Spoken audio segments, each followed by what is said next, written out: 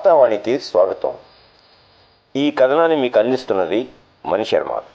దేశంలో బీజేపీ గెలిచి అధికారంలో వస్తే ప్రధాని అయ్యేది నరేంద్ర మోడీయే. తానే ప్రధాని అని ఆయన ప్రతి ఎన్నికల్లోనూ సభలోనూ చెబుతూ వస్తున్నారు.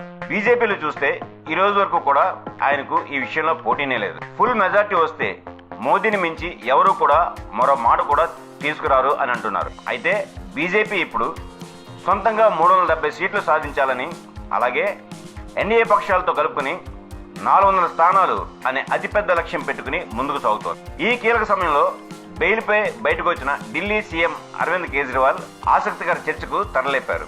మోదీ వారసత్వం మీద ఆయన పెట్టిన డిబేట్ రాజకీయంగా తీవ్ర చర్చనీయాంశమైంది. మోడీకి తొందరలో 75 ఏళ్లు నిండుతాయి కాబట్టి ఆయన వారసు ఎవరు అంటూ కేజ్రీవాల్ ఒక చర్చను ప్రజల ముందుకు తీసుకొచ్చారు.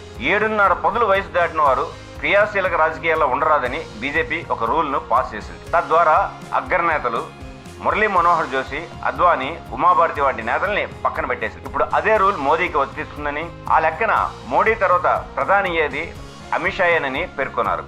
అంతేకాకుండా మూడోసారి మోడీ ప్రధాని అయ్యాక బీజేపీలో వేటు పడబోయేది UP CM Yogi Adityanath పైనని bomb పేల్చారు.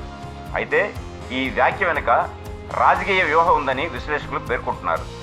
ప్రస్తుతం జరుగుతున్న లోక్సభ ఎన్నికల్లో ఓటర్లు బీజేపీని చూసి కాకుండా నరేంద్ర మోదీని చూసి ఓటేస్తున్నారు అనేది వాస్తవం. బీజేపీ కూడా మోదీ గ్యారంటీ అనే నినాదంతో ఎన్నికలకు వెళ్తోంది. ఈ నేపథ్యంలో ఆయన ప్రధాని కారు అనే చర్చను తెరపైకి తెస్తే తటస్థులు ఆలోచనలు పడే అవకాశం ఉంది. మరోవైపు యోగిని కూడా పక్కన పెడతారు అని చెప్పి కేజ్రీవాల్ బీజేపీని ఇరుకుని పెట్టారు. మరి ఇది ఓటర్లపై ఏ మేర ప్రభావం చూపుతుందో చూడాలి.